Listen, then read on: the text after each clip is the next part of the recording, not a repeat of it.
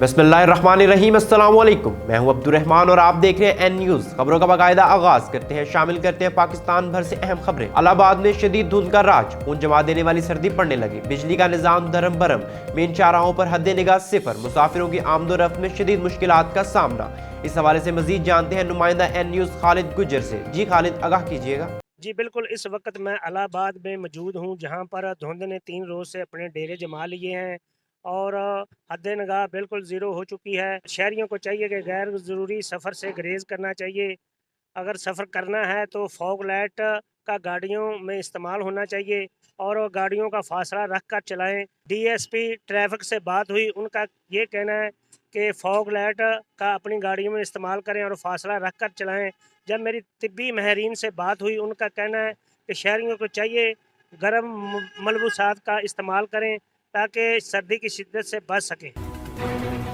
Additional deputy commissioner general Ayub Bukhari की जेर सदारत district price control committee Sialkot का इजलास डीसी ऑफिस कमेटी रूम में मुनक्किद हुआ। इजलास में अशिया खुर्दोनोश की कीमतों का असर नौ जायजा लिया गया और इनकी नई कीमतों की सिफारिशात मुरतब की गई और डिस्ट्रिक्ट कंट्रोलर ऑफ प्राइसेस को भिजवाई गई।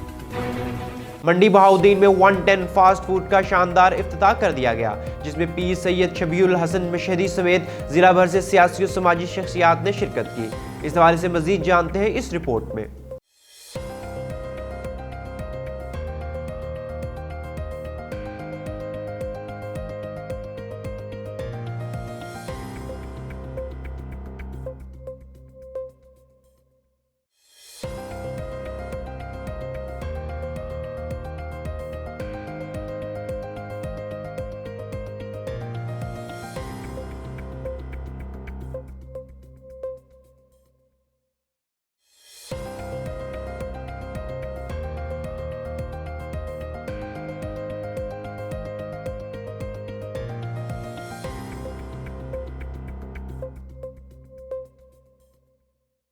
हर खबर से बाखबर रहने के लिए देखते रहिए हमारा चैनल एन न्यूज़। दुनिया भर की तमाम खबरों से जुड़े रहने के लिए हमें फॉलो कीजिए हमारे डिजिटल प्लेटफॉर्म्स पर।